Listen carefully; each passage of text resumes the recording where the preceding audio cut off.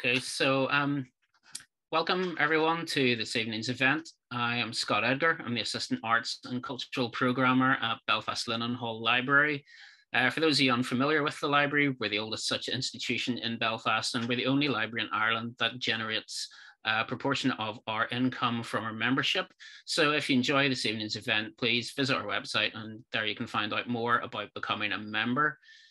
Like I said, I'll keep everyone on mute for most of the event this evening. If you've got questions or comments for our guests, please type them in the chat box and we will get back to them at the end if time permits. When this event was first planned, it followed on from news that Belfast City Council was considering erecting statues of Marianne McCracken and Winfred Carney. In recent weeks, the hot topic of commemoration has once again been to the fore in the news. This evening, we're joined by four leading academics for what looks set to be a very lively debate on what, if anything, commemoration has to do with history. Professor Dominic Bryan is a professor in the School of History, Anthropology, Philosophy and Politics at Queen's University, Belfast. His areas of research include public rituals, symbolism, use of history and tradition, and Irish history. His colleague at Queen's and potentially his arch nemesis this evening, Professor Marie Coleman's principal research interests include the 20th century Irish history, the Protestant experience of the Irish Revolution, and gender in the Revolution. Professor Coleman has authored several books and sits on a number of committees looking at the Irish decade of centenaries. Dr. Lea David is an assistant professor and lecturer in the School of Sociology at University College Dublin. Her research areas include human rights, memorialization, and nationalism.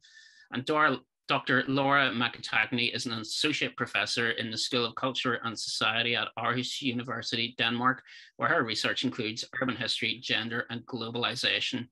All four have many additional strings to their bows and a lot to say on this evening's topic. So without further ado, I will hand you over to Professor Dominic Bryan. Thank you very much, Scott. Let me know if people can't hear me properly. I'm already slightly concerned because I've realised that Marie has books behind her and I have a drinks cabinet. You may end up thinking that's exactly as it should be. So I want to try and make an argument tonight that I don't think has been made often enough in the debates over commemoration and our decade of centenary. You can see what you think at the end of it, and please feel free to put in questions, but we will have a discussion over it. So it seems like a bizarre thing to say that commemoration has nothing to do with history, but I'm going to see if over the next 10, 12 minutes I can convince you of that. Because the answer seems obvious that history and commemoration are related. And so that obviously, if we're looking at commemoration, it would be informed by history and historians.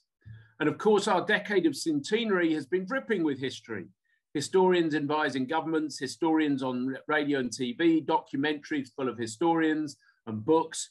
How many books have there been? Commemoration is about history, or is it? I'm going to suggest that it's not really about history. I'm going to suggest that it's about politics. I'm going to suggest that to understand a commemoration by starting with history is to misunderstand commemoration.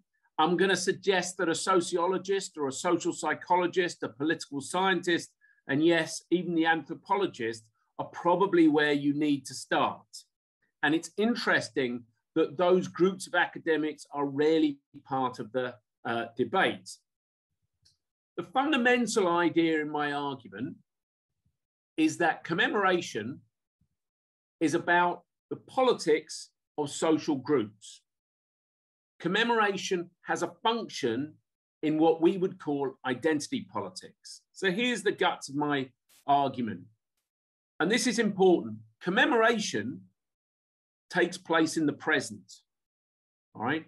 They are constructed by real living people in the present, and they are constructed in ways that conform to the identities of those people in the present. In other words, commemorations are about what we feel about ourselves and who we are now. They are not about the past, and they are rather about the present and the future. Commemorations reflect what certain groups consider is important in the present. And one of the easy ways to understand this, and here the ironies will start to flow from here on in, is to look at the history of commemorations, because then we would see that commemorations are actually changing all the time. Commemorative days come and go, statues come and go, buildings are named and renamed, flags go up, flags come down, all right? What we commemorate, how we commemorate, and why we commemorate is not constant. It shifts depending on the politics of the present. I'm therefore going to make a statement that some will find very controversial. You might even find it offensive, but I'm going to go with it anyway, and I'll try and defend it if you do find it offensive. Commemoration is not about history. Commemoration is about politics. Most specifically, it's about the politics of identity. It's about public recognition and acknowledgement. It is therefore also about political power.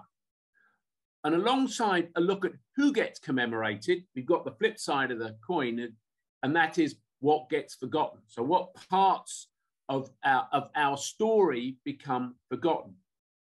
As such, to understand commemoration, we need to explore how power works, we need to understand how symbols and rituals work, and we need to examine the political relationships through which commemorations are put together. So how does a commemoration come into being? What are the powers, the forces, the money that brings the commemoration into being? We need to understand the relationship between individuals and groups. So where do we start with understanding why commemorations take place? Well, let me start at the very basics of sort of sociology of how human beings work. We live in social groups. Indeed, understanding human beings as individuals is a bit of a misnomer. Who we are is dependent on the groups we are part of, the way we define ourselves and the way we define others. Indeed, our sense of self, our sense of who we are, comes out of this process. We are not born who we are, we become who we are.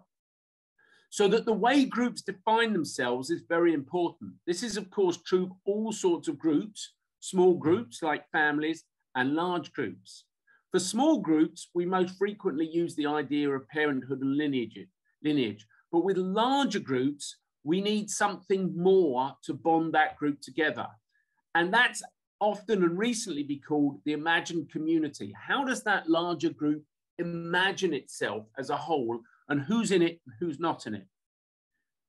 The key to which such social groups or individuals understand themselves are the narratives or the stories that they tell themselves about who they are and about others. The others are always important. Or to use another term, the ideologies the individuals and the groups have to explain who they are and who they are not. If we look at the most prominent types of groups in our society, they are defined by sets of ideas about the social groups. These include gender, what it is to be defined as a woman or a man or both or other. These include race, the idea that you are in a particular group because of the color of your skin or something to do with biology, however false that might be, or where you were born.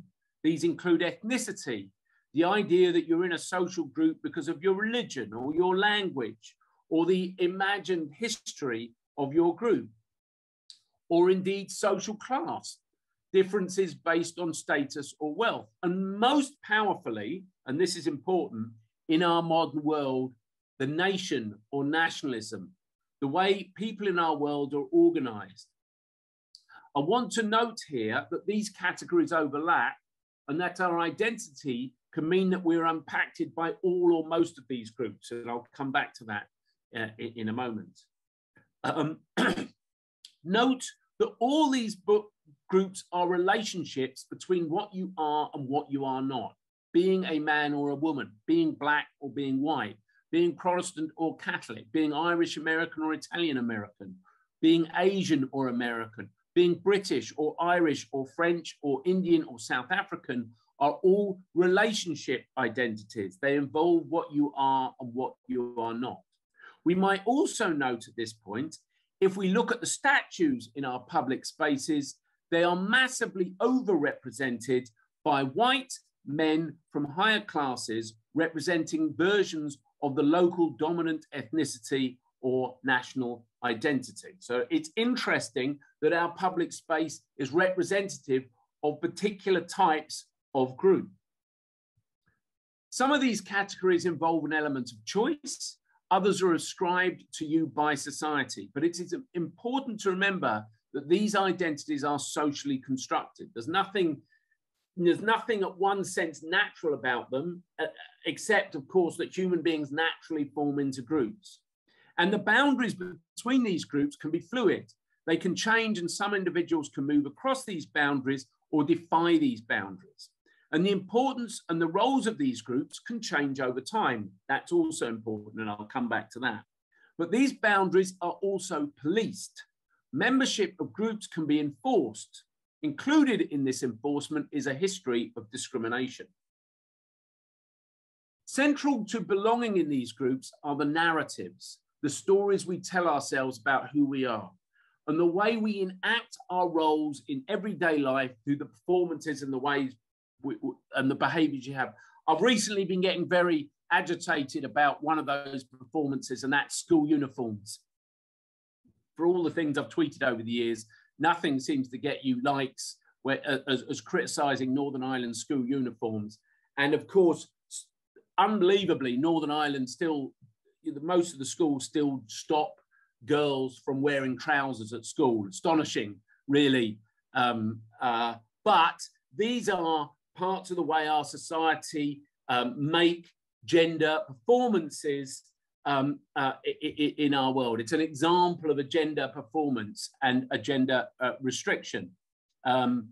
Importantly, the most powerful narratives about who we are highly emotional. And here's where I get to the core of the argument.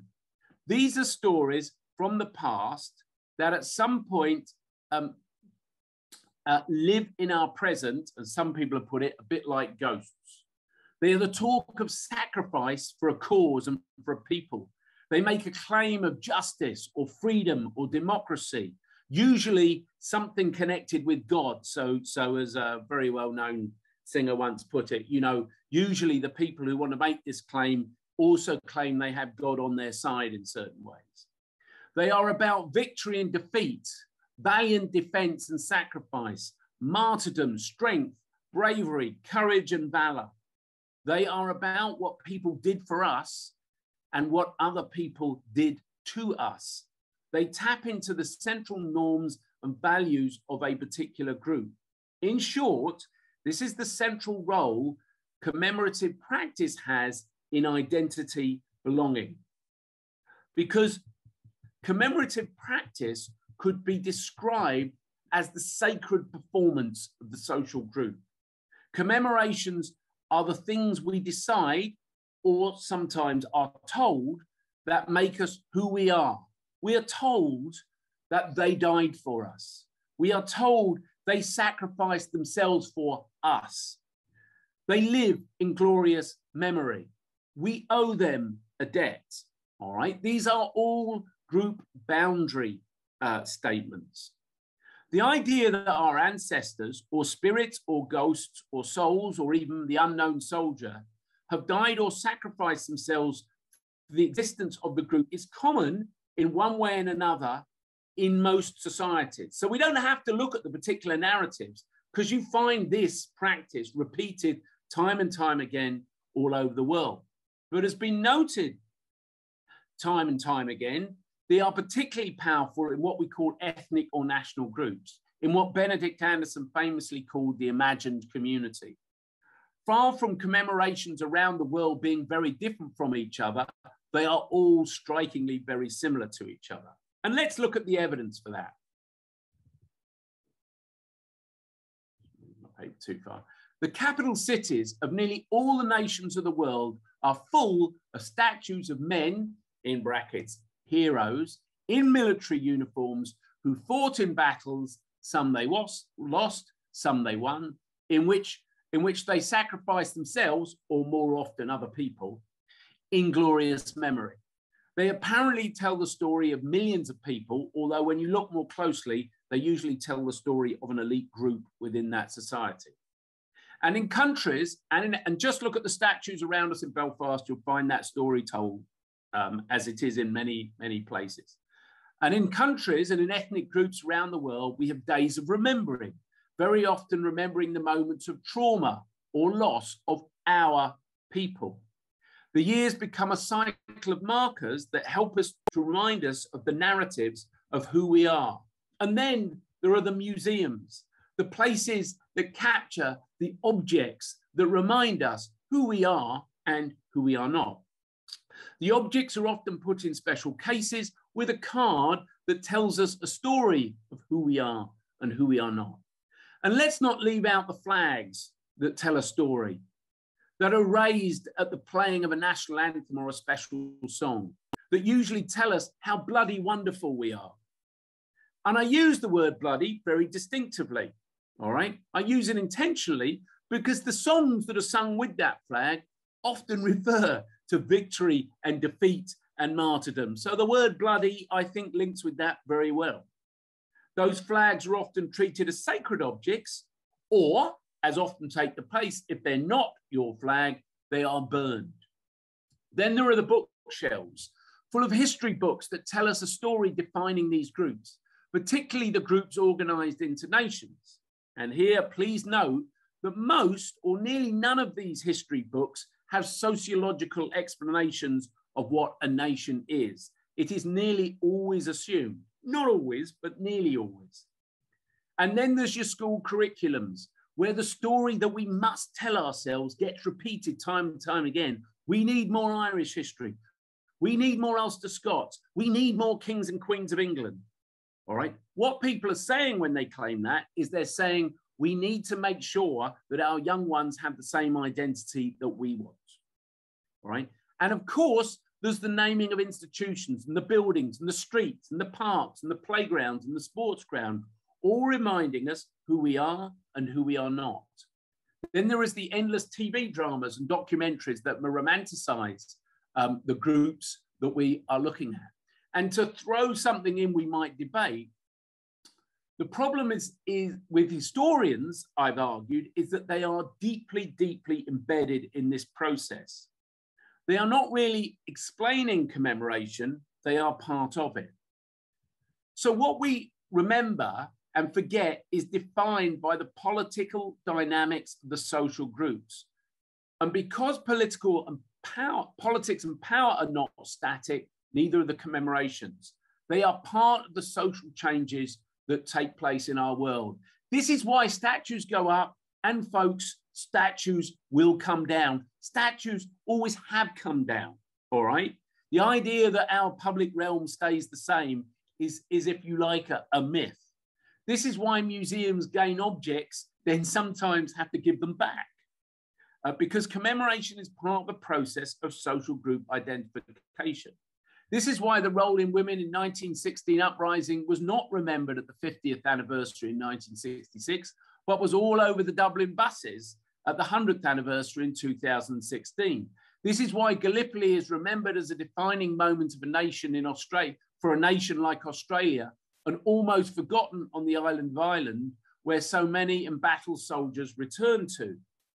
This is why groups and governments spend so much time trying to acknowledge moments in history, trying to own the lives of all those that died in particular battles of particular wars, trying to explain why people were sacrificed and might need to be sacrificed again. I think that's very important.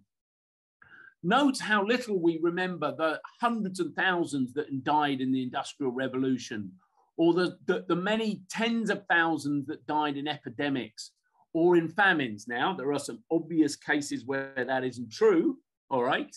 And we can discuss that, all right? But note how more rarely those things are remembered. Essentially, remembering and forgetting is not about what happened, it's about the political process that follows it. And it will change as politics changes. So let's just have some concluding ideas. Why do we suddenly need to have huge poppies at sports grounds or on the shirts of Premier League footballers? I dated around 2007, 2008. Why do people suddenly start putting poppies on lampposts or wearing the jewel-encrusted poppy, which seems to have seen a recent uprise? Why are so many of our key public spaces filled with statues of wealthy men and generals and kings and emperors? Why do young people in the United States have to pledge allegiance to a flag on a wall? Why do the murals at the top of the Shankill remember the Battle of Somme and those below Agnes Street not mention the Battle of the Somme at all? What happens to Queen Victoria statues in Cork and Dublin? Why are the 12th of July? Why are there no 12th of July parades in Dublin when 1/3 of the national flag is orange? And why, at every commemorative event, is it only historians that are asked to explain what is happening? And I'm now going to answer that question, because that fits with the ideology of commemoration. It reminds us that a particular past is important to our group. It helps make a particular version of the past important, even sacred. And commemoration, therefore, becomes an act of legitimacy. And to deconstruct that, as I've suggested, becomes problematic. But it is not the history that we need to start with. It's understanding how social group works. It's understanding the power and the politics of the present that define how a commemoration is taking place, not what happened in the past. There ends my argument.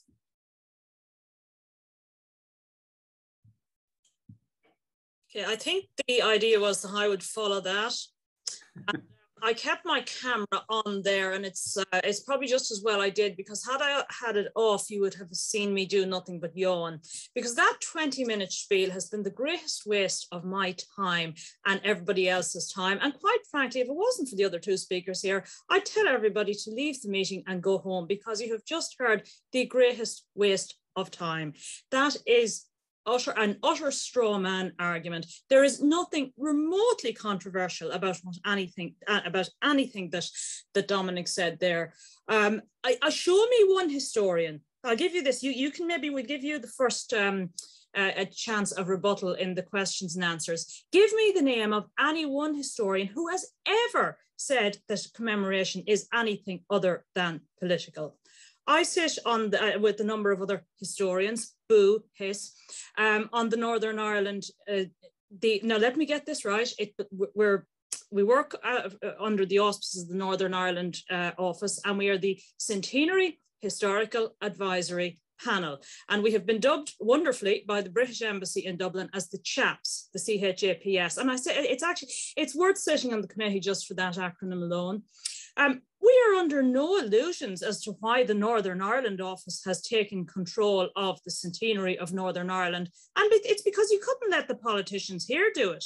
If the politicians here did it, if it was on the unionist side, it would be a celebration of all things, how wonderful Northern Ireland is. If the other side was involved, it would be a centenary of discrimination and nothing else. They wouldn't agree. They couldn't agree. That's why our committee was set up last year, probably a year too late to be able to seriously organise events. So your task, Dominic, is to give me the name of one historian who has ever suggested that. What you have spent 20 minutes doing is constructing. You talked a lot about constructing. You have constructed one thing, a straw man argument.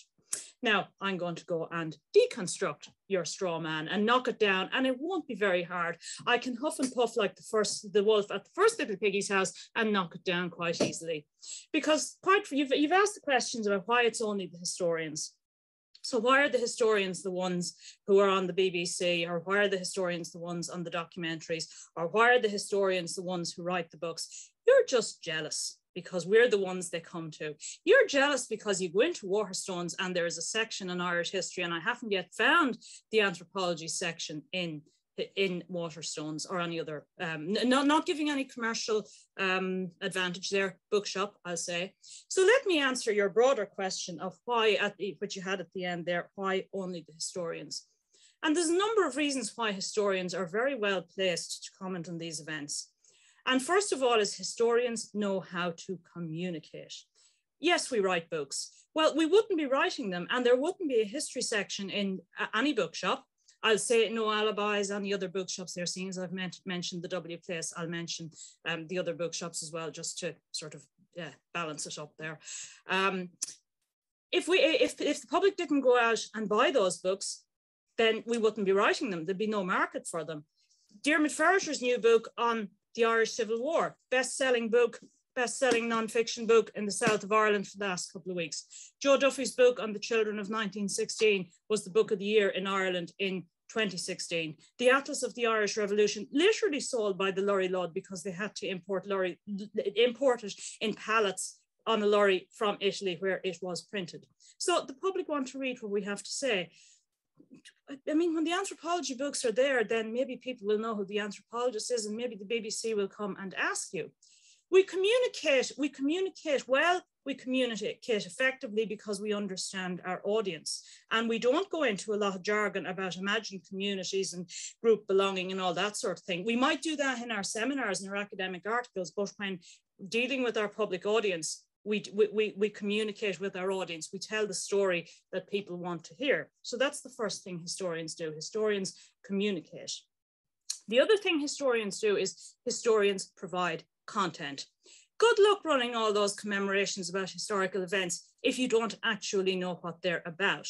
You mentioned a very good example there of the remembrance of women at this time of the centenary of the Easter Rising rather than the 50th anniversary in 66. It has nothing to do with the reasons you have suggested. And it has all to do with the work of a group of people, one of whom I think is in the audience here tonight, Margaret Ward.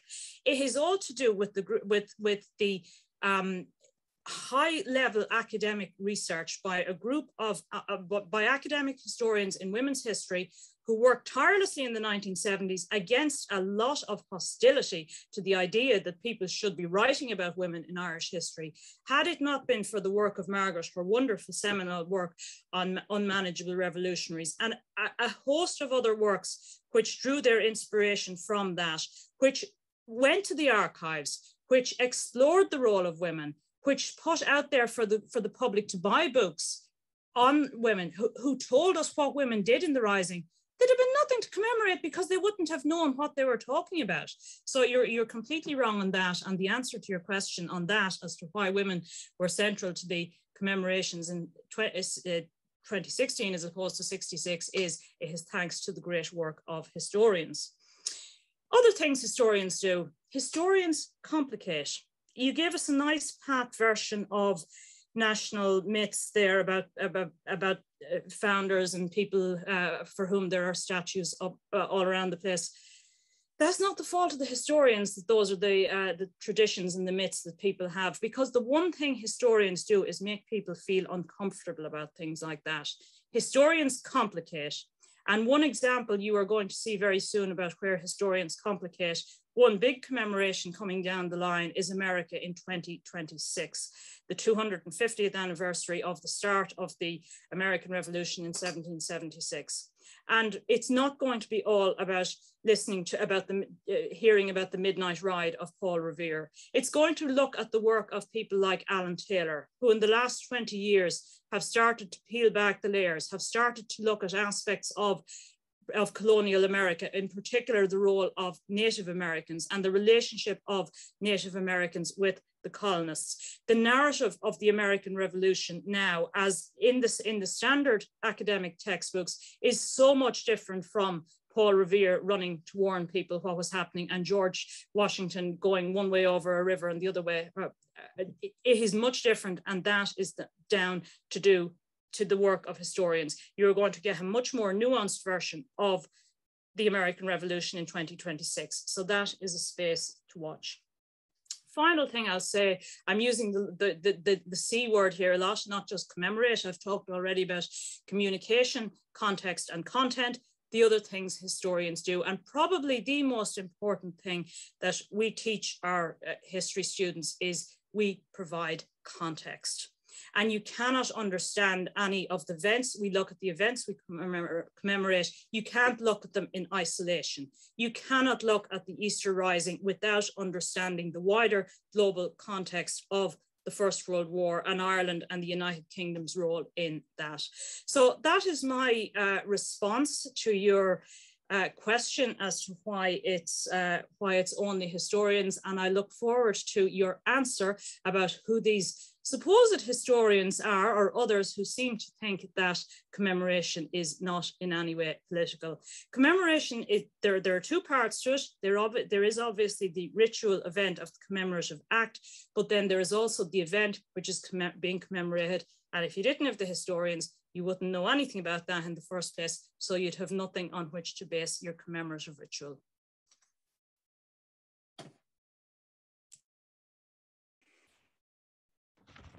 Great. Okay, so mine is not going to be as heated as the last two presentations. I think everyone will be glad to know, so you don't need to cool down too much. So I'd like to just thank Dom for bringing this together. Who would have thought he would have been a psychic and predicted how much discussed commemoration would be in the last week or two? So I think it is a timely time to think about commemoration, but also to really revisit these conversations, because we're going to keep having them for the next couple of years, because commemoration is going to continue to be contentious for the next couple of years. So my perspectives kind of come from a little bit of both of the first two speakers, because I come from a background in history, but also a background of anthropological archaeology. And I have a background also in museums and heritage. So I'm interested in the kind of sources that we know the past by. So rather than just focusing on commemoration being about politics, which I do think it is, but also, you know, how do we know about the past? What do we know about the past, and how do we know what we know about the past? Because I think particularly in Ireland, we have issues in terms of how much official archives in particular can tell us about different aspects of the past, but also how the past is remembered. And that is really important for commemoration, not what happened, but what is remembered in the present. So with my background, as I said, I've often taken a focus which has looked at historical documents, but also looked at material culture, and try to figure out what remains from the past, as well as what we have in archives, as well as what people have in their memories, and try to get some sense of how these things come together in different ways. So I studied things like political imprisonment, particularly from places like the Maze Lankesh prison, also graffiti from Kilmainham jail. And what I was really interested in those studies, particularly when you do them over long periods of time, is how much memory changes, and how much our understandings of the past change in even small amounts of time, and how particularly public memory can change quite quickly as well. And that's why it's been kind of an interesting period to study things like, you know, history, commemoration, heritage, because we have seen a lot of interplay between tradition and innovation, which is really what commemorative periods are about. So one of the things I'm interested in is not just about the past and the present, but also the spectrum of past, present, and future. So how commemorative events also set up how we remember them in the next period of commemoration. So they're never just about the past, they're never just about how the past is remembered in the present, but also how that creates memory for the next commemorations, which could be, next big ones could be 10 years time, could be 20, 50, or they may just be forgotten. And there's also that possibility as well, though probably not really in Northern Ireland. So one of the things that I was interested in terms of materials, and particularly materials from the past, is the stuff that's unconsidered. So the things that we don't think is important, but also the absences as well as presences. So what was there that isn't there anymore? And also what has been deliberately removed or forgotten, and to try and retrace that. So often it's how we look at archives as well, what we're looking for, or, you know, how much we're trying to find out about the things that are hidden or unsaid as much as what is present in them. And so to very briefly answer the question, has commemoration got anything to do with history? I suppose I'd have to say no and then yes, but it kind of does and it kind of doesn't. That kind of leaves me somewhere between the two. In so many ways, commemoration has nothing to do with history, because it's an event that takes place in the present. It relies on the selective memory of the past, and it's about deliberately remembering for some form of political reason. It relies on using symbols and evoking tradition to reference the past in ways that are meaningful in the present. And it needs, of course, that past to be the bedrock of it. But at the same time, commemoration is often a facade, which is about naturalizing ideas of the past in the present. And that can be done in various degrees of political. It can be quite overt, or it can be much more implicit. It can be things that bring people together. It can be things that can be divisive.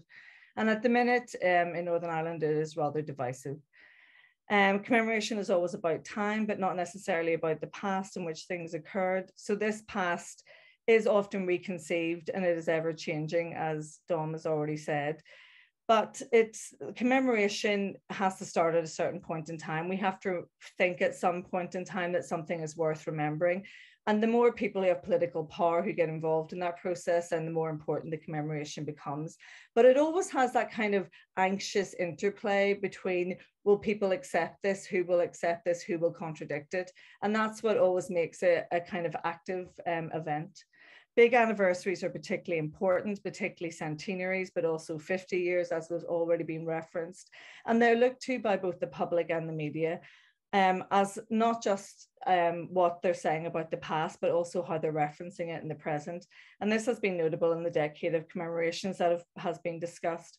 Particularly how many big acts of commemoration, particularly if you look at 2016, we're really re-choreographing what had been done at previous commemorations, but also innovations added in there. So it always has to interplay between the two. If you want to add that presentist kind of aspect, then it has to have an innovation, but there has to be enough tradition that it's not conceived as being completely separate.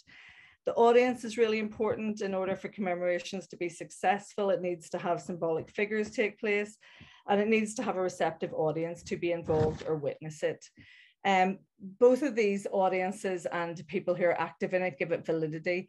And that, and also by taking part, they implicitly indicate that the symbols, traditions, and innovations that are being brought together are acceptable in their combination and in their communication of meaning. So of course, that opens up commemoration to contestation and to rejection. And that's especially whenever it becomes problematic in terms of how it's supposed to be neutral and apolitical, when actually, as we've all agreed, it's not. The other reason commemoration is really about the present is because of how the political situation impacts on how we remember. Again, during the decade of commemorations, we can't really look at this period without considering the impact of political change in the present, and that's especially Brexit, of course. It's had a huge impact on the political relationships in these isles, and that's had a major impact on commemoration. It has inadvertently or not opened up big constitutional questions across the isles that would impact on how particularly the processes such as partition are remembered. They cannot be divorced from each other. One cannot remember the creation of Northern Ireland without considering how Brexit has reactivated and represenced the border in the last 5 years. So I don't want to go on too much longer. I've got a lot of other things I'd want to say, but I think I will really just finish with saying something about heritage, which is my own area of expertise, which is, different types of heritage. Heritage is really about, the discipline of how we remember the past and how we study it.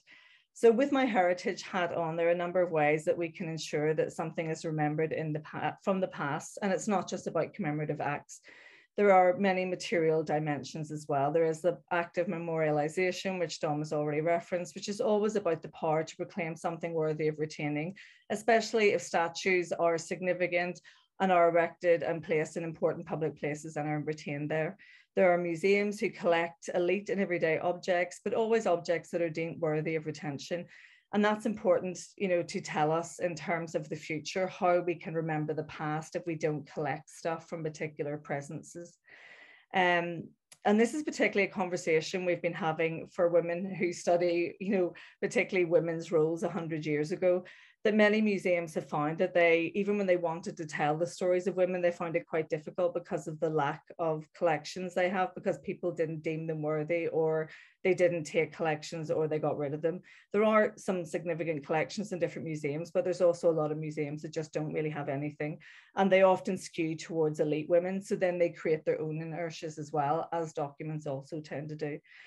So what we should be thinking about now is that spectrum of past, present, future. Questions such as, how do we understand what has happened 100 years ago through our present situation? And do heritage institutions need to think about how we collect that? Also in focusing on the politics of the past, and what other experiences are we ignoring or simply not collecting that are just as important, but not of any interest to politicians and the media? How do we tell the story of this pandemic in 100 years? How do we tell the stories of institutional abuse, which we have scathing reports from, but simultaneously we're leaving sites as ruins? what's with our focus on high political commemoration that is very politically useful, particularly around elections? What are we forgetting now?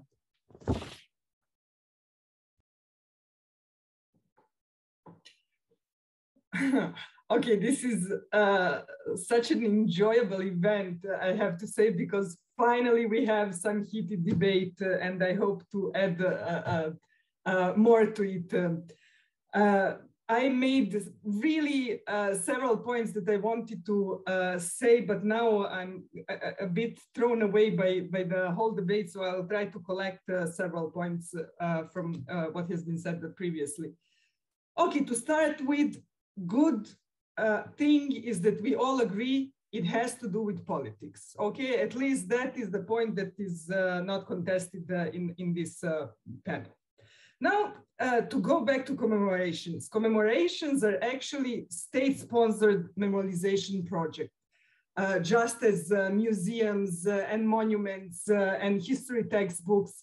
So they're state-sponsored. In that sense, historians obviously play crucial role in making it more complex, giving it context and messier. But it doesn't take away from what Dom said, actually, that they're part of a problem, not part of a solution.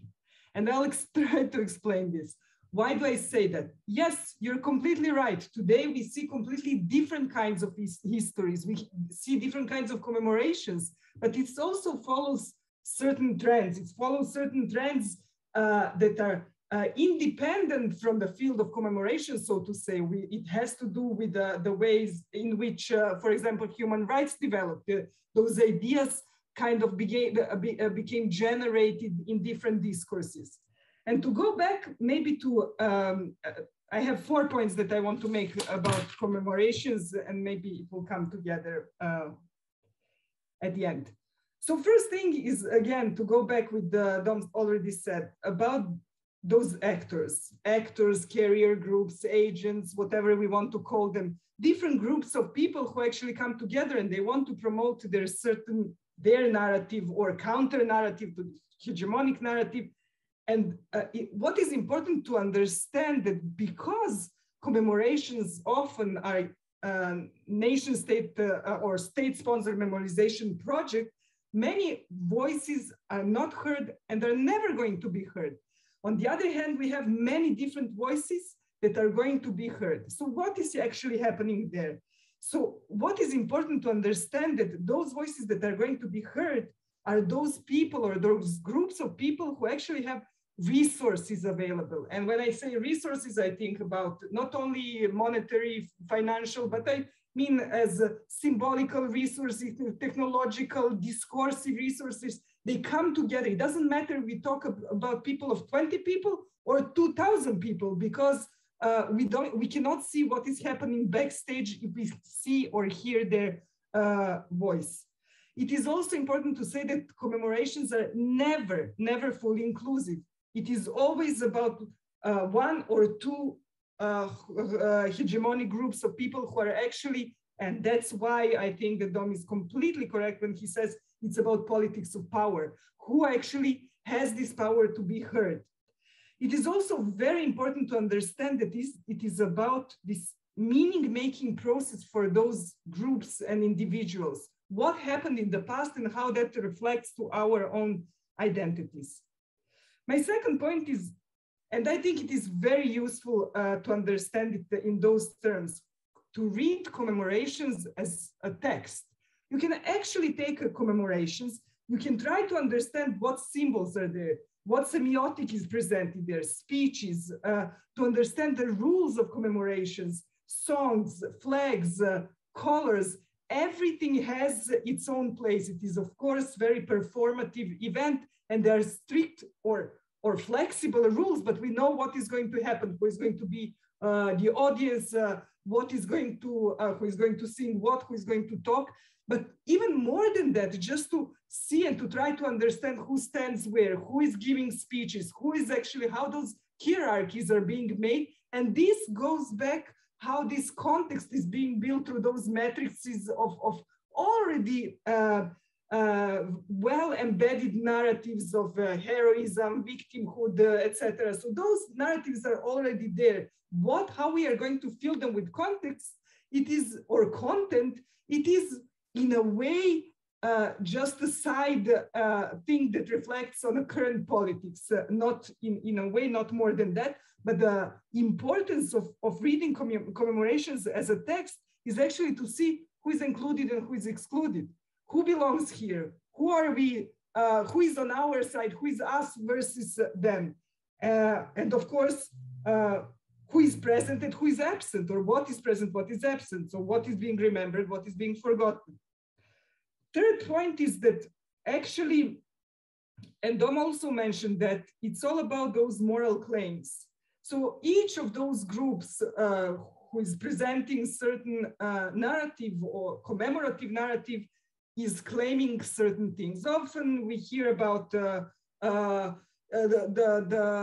right for truth and for justice. There is always talk about justice and to know what happened, and we can frame it in many different ways. But actually, when we try to analyze and understand those claims, we see that they have source in very different ideological vocabularies. And those vocabularies are also changing. You know, if we talk claims that are coming much more aligned with something that is nationalist-centric ideology, we will hear one type of moral claims, whereas if we think about human rights ideologies, we'll hear different types of claims. Although often those vocabularies are mixed to gain actually this status. And here we are talking about politics of recognition, because at the end, all those groups want to be recognized. Why it is so important to be recognized? And here it doesn't matter if we talk about women or we are talking about certain smaller group, we are talking about prisoners, we are ex-prisoners, we are talking about victims like this or like that. It doesn't matter what we are talking about. They want to be recognized because this recognition has deeper meaning because it brings both symbolical and some tangible benefits, whether we are talking about symbolical benefits like being included in this narrative, presented in those commemorations, having a memorial and monument, or we are talking about really financial benefits of any kind. So there is, at the end of this story, there is something that is actually, in a way, really important for people who present those narratives. And the last point I want to make is actually that often we see commemorations that are, of course, as I said already twice, that they are state-sponsored. So we see that they're in many ways hegemonic and there is no kind of counter-narrative. Or in a worst-case scenario, there are two different, very polarized versions, as in many conflict and post-conflict places, we have two very different versions of commemorations of the same event.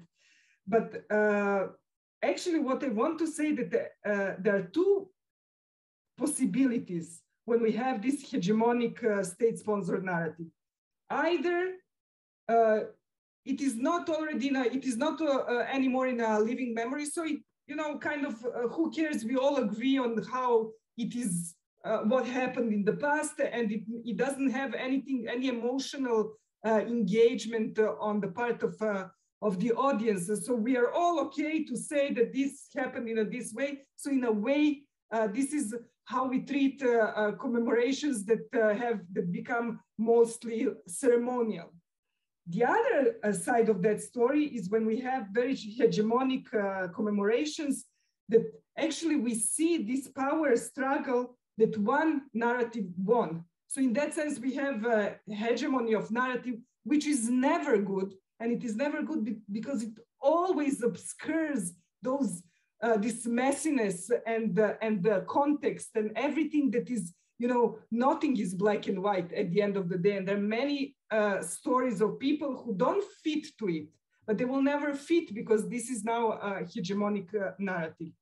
So in that sense, I think, and this is very a normative statement, just to finish this debate, it is a good thing to have actually many contradicting narratives, because it means that we have many different groups and many different voices being heard at the same time.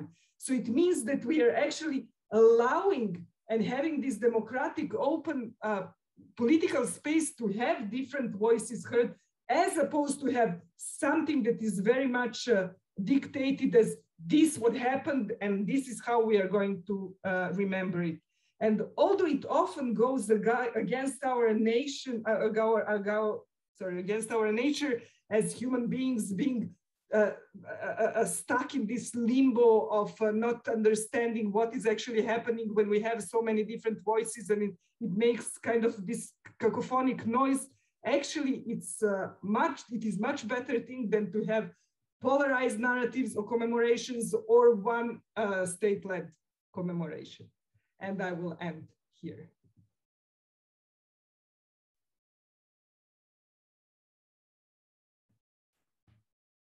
So I'm not sure how, we haven't really decided how we're going to carry on the discussion here. So let me make a quick response to where we've got to. And first of all, the reason I wanted this discussion, or I suggested it, is because I think we need to have this debate about how commemoration works.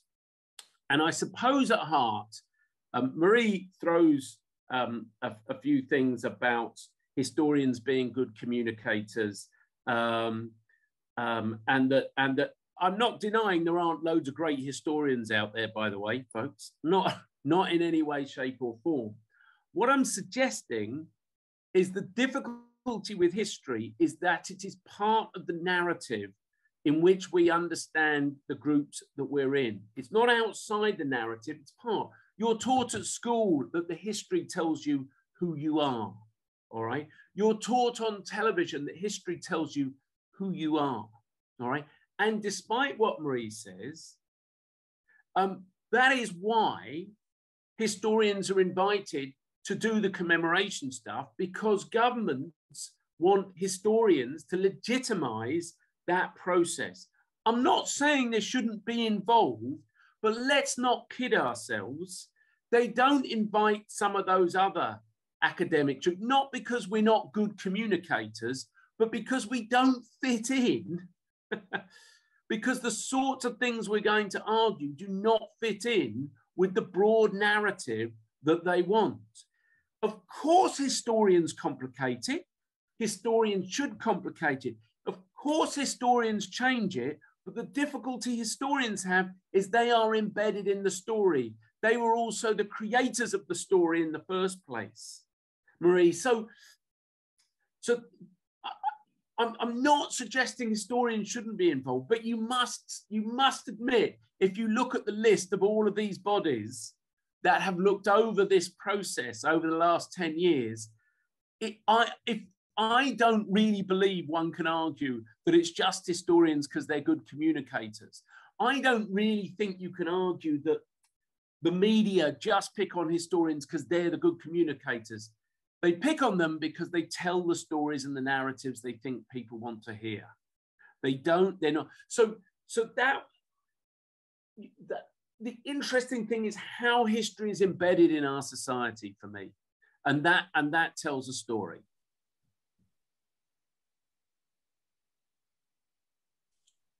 I'm not sure a lot of governments who set up panels like what they hear. I'll give you a good example of that.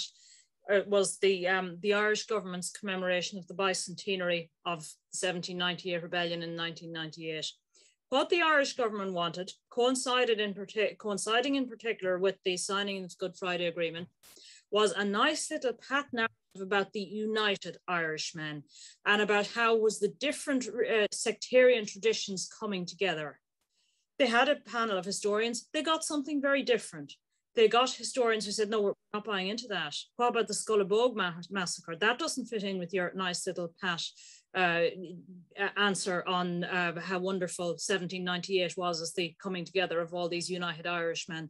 So I think maybe governments set out with that intention, but they very often get more than what they bargain for.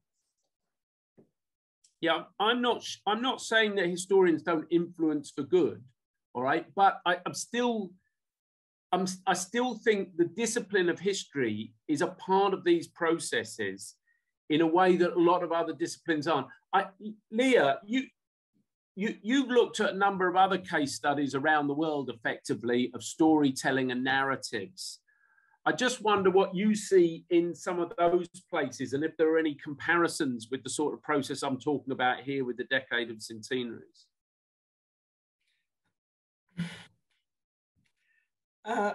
Places that I researched, historians always had a place that is not very. When we look about that process from a historical perspective, we see actually how historians were engaged to support state-sponsored projects of nation building, even if they didn't mean to do that. So I have to say that I completely understand the need to have historians, because otherwise you don't want to have commemorations or remembrance that is empty of any context or content. But I think that you're completely right, that they need to acknowledge that they're actually part of this machinery, part of this nation building project. And I don't say it's not okay. You can also be that. That's okay. Just to understand that there is not much space to reflect critically upon that role in that process. And again, it goes without saying that different countries have different historical traditions as discipline. And I think that in that sense, you can be very meticulous historian and do your job as you should, but still, it is still part of this project. I mean, it is, and I also think it's not about communications, that the other social scientists are not, just we are doing something completely different. We are taking some, we are not part of, how should I put it? We are not an activists in this process. We are trying to, that this is how I see it. Of course, I'm well aware that historians will not agree with this definition. But yes, in my experience, I mean, I wrote papers about how different national calendars were made, and it has to do, for example, with how you recruit historians, and then they sit and they debate and they choose what is the best way to approach. And I don't say it is not like a bad way to deal with it, but this is actually a creation of this nation state project. So that is the only thing, to go out and to see reflectively what is happening inside this room. Maybe it's for the best, maybe it's going to be the best calendar, the best commemoration, the whatever commemoration, but still it is part of this problem, I think, at the end. Laura, you span across these disciplines. Do you think our depiction of history and historians in this respect is unfair? Well, what I think is interesting being outside Ireland and watching this, you know, from afar, because we've had to be for a long time, is actually how important historians are in society in Ireland, which is not the same in other countries. Like, you just don't see this in, you know, what profiles they have in the media, and, you know, just generally that history is actually still a very important topic, but that historians have a big place to say, you know, how society is shaped in the present and in the past. I think one of the things I would be most interested in with historians is to really complexify sometimes the completeness of the narratives of the past, you know, to be much more open to the fact that there is uncertainties in terms of what we know, that there are contestations, and that, you know, there's not so much a narrative thread that we can actually build together. I think particularly when we're thinking about commemorations moving forward, because of things like partition, like, it's not an event, it was a process, it was contested, uncertain, and at times very violent, but not experienced the same way in, you know, the same places. So we have to really think about how do we explain things like this, which are, as we know, really complex, but also we just can't create a kind of complete narrative that actually covers all of that. There's little sense, I think, of shared history in Northern Ireland as historians or as members of the public. And I think we have to be more open about that rather than trying to create these ideas of sharing things and they be reconciliation acts, is actually to say, well, actually, we don't have a shared idea of the past and we need to listen to each other's stories rather than compete and rather than try and make it somehow complete, because it's just not possible.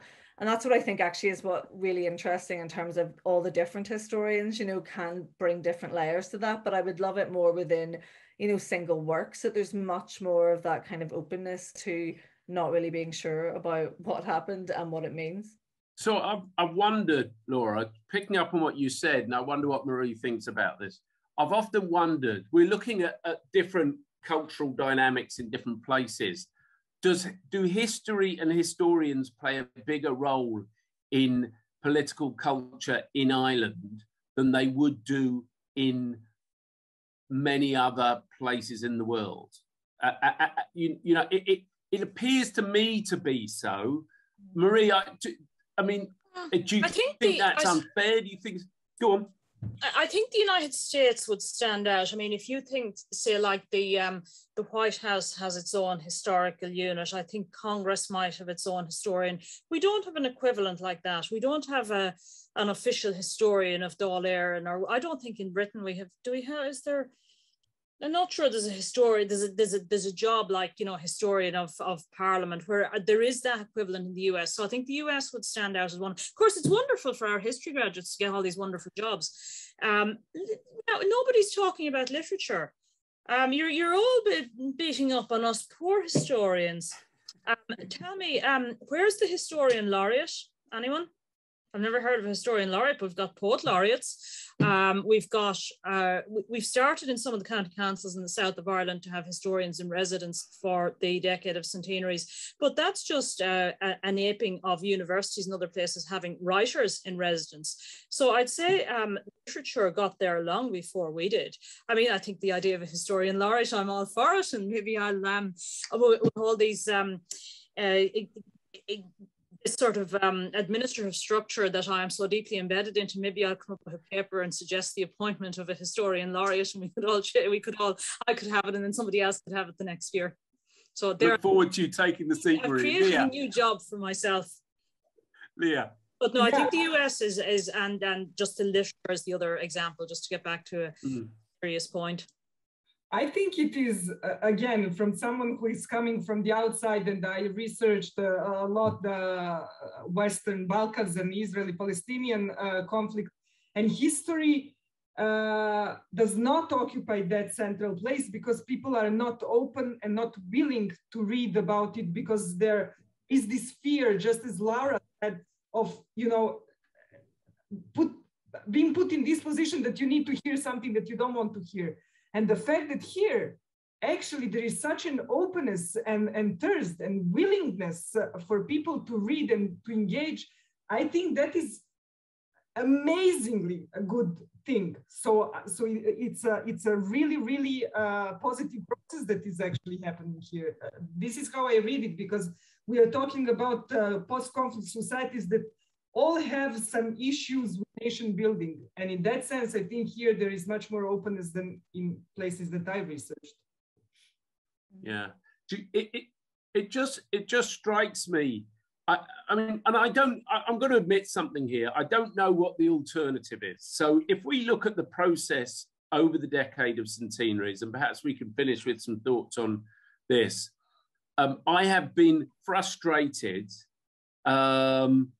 That's a good comment from Kieran there. Maybe the closest we have to a historian laureate in the South is actually Michael D. Higgins. Well, the other day when this debate happened, I listened to Michael D. Higgins' speech that I think he made last December on remembering and commemoration.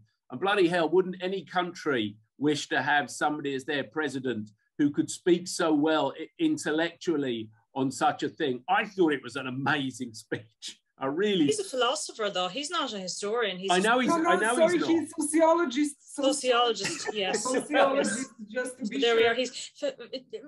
Maybe the argument here is for interdisciplinarity. Well, Do you know what? Maybe it is, Marie, and I don't do so. You're right. I can make this argument, but maybe I don't get the airtime that the historians have got. But I do think I do stick by my argument that what that means, the danger with historians being the only ones involved is that they create a sense of legitimacy around whatever bit of history is being commemorated. They don't effectively unpack that moment. You might be right, Marie. I'm sure you are right that most historians understand it. But because history is so embedded in that process, they are not the best discipline for unpacking what is taking place. And I suppose my frustration is that governments and media are not prepared to do that unpacking. So I don't want historians not in the debate, obviously, but I do think that there is a lack of other disciplinary voices in that debate. I'm not going to disagree with you on that one. And just in case most of the people here think that myself and Dominic do 15 rounds on University Square every time we meet each other, we are actually the best friends, and we have used our shall we say, creative tension quite well in terms of looking at commemorations from the different disciplinary perspectives. And I think while we're here from sociological and anthropological and historical, and Laura's case archaeological, and I think Laura made some excellent comments there about thinking beyond the text as well. And I think historians have learned from other disciplines about things like using material culture to interpret the past. I know I mentioned poets laureate there in a slightly joking way, but literature, drama, the way we have found, we've all, I think, certainly Laura and Dom and myself have been involved with a number of commemorative events, specific to the Northern Ireland side of things. And those which I have found have been very evocative. And one way to, I don't want to say tell the story, but one way to get across across to people what happened is to dramatize it.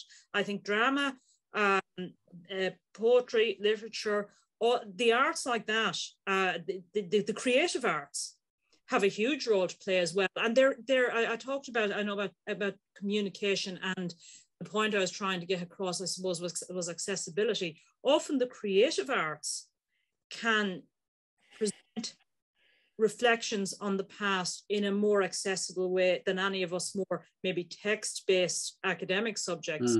So there's a strong argument there for a much wider, I think a much wider disciplinary input. And again, if people were to look at the plans of the Irish government for the commemorations going forward, and I think bringing forward the impetus of the decade of centenaries, the next part of the government's plan includes a lot of funding for the arts at local levels. So I think that's the direction I would like to see things going. And it's worth picking up on what Mark says in the text there. Laura, you mentioned shared history, and all of us have been part of, particularly Marie and Laura and myself, of this attempt or this thinking about shared history. And I've become skeptical over it. There are others in this group who've also been involved. Laura, did you want to very quickly, I mean, we can finish fairly soon, but do you want to unpack if you have an issue with the shared history sort of agenda, what it is? Yeah, well, I just actually think shared history needs unpacked. Like, it's just used as a kind of buzz term, like, oh, well, we can look for our shared history and then we have a shared future and it's all about reconciliation. It doesn't really show how any of that works. And actually having pasts that we don't agree about, that we don't have shared narratives for, are not a focal point for reconciliation. They actually just make people antagonistic. And then it becomes, a to and fro over who morally has the right to have certain opinions. So I actually think there should be more discussion about what do we have shared memories of, what do we think the past is about, and have some kind of respect for people having different experiences, and then try to figure out what the shared aspects are, because there are shared aspects, but they're not around the politics of partition and the repercussions of it. You know, those are big issues that just haven't been unpacked properly. So I think it's not, yeah, sorry. Laura, I can hear a friend of mine who's not, I think, on this list, but I saw earlier today, David Robinson, who works for Belfast City Council. And I think he would argue vigorously that the stuff they put on over the last few years have been very successful in trying to share these ideas out. And that, I mean, there's an argument for saying that we've dealt with the decade of centenaries quite well. Until recent years, we dealt with it quite well because there was a situation where we could deal with it well. We're not in a situation where politically it's going to be easy to commemorate partition as a means of reconciliation while we have the ongoing repercussions of Brexit. Like, I just don't think that's possible. And I think the problem is trying to expect that to happen is going to make it even more difficult. So, Lea. I think, and this is a really unpopular opinion, from my experience from this case study and also from other places, that people are so stuck in this concept of reconciliation that it is, first of all, it's empty of content, and it is not even necessary. You don't need to call it reconciliation. You don't need to call it even shared history. You need to have, you know, different parties who come and talk. They agree sometimes they disagree. Like the whole agenda of reconciliation, I think, caused much more stress and trouble than it actually brought something on the plate that is substantial here, and in other contexts. Yeah. Anybody who wants to catch up on that, I can tell you, having read Leah's book, which, correct me if I'm wrong, Lea, is called The Past Cannot Heal Us, has a good deal of challenging arguments for many of us who worked around the peace process in Northern Ireland.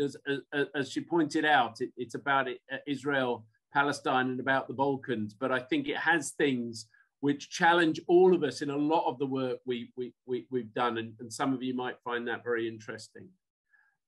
We were told to take about an hour, and we've gone for about an hour and a quarter. So I think maybe we should wrap this up. Scott, are you still there? I am still here. Yeah, this has been an absolutely fascinating and really interesting debate from you all, and I'm sure the should we call them discussions or arguments, whatever we call them, I'm sure they will continue on social media, and you guys are all active on social media, so people here tonight can follow you there and maybe pitch some questions or opinions at you. I think possibly in years to come, this will go down as something that we might commemorate. We might get you all back together this time next year to celebrate this wonderful event. I can see a hand up from Margaret Ward, and since she was mentioned dispatches on a number of occasions, I wonder if she wants to say something.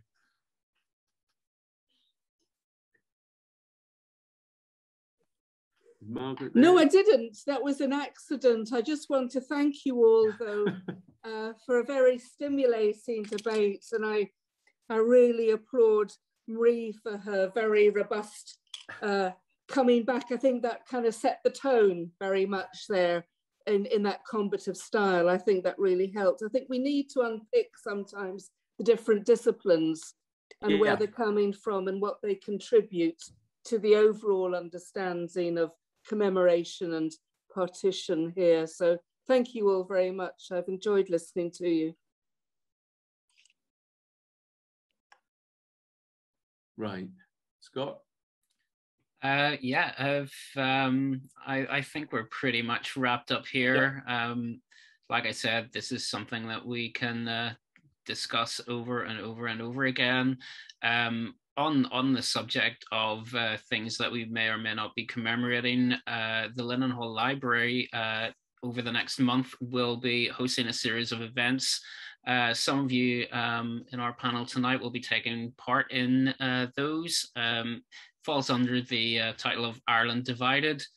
And yeah, you can check out the Linen-Hall Library website for more about that. There will be plenty more lively panel discussions like this.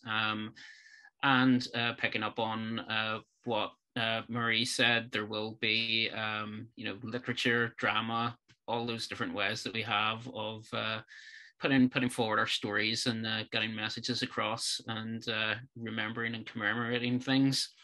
I would like to thank all four of you for taking part tonight. I'd also like to thank everybody who registered and came along. We couldn't run these events without your support. So I'd extend an invitation to you all to visit linenhall.com.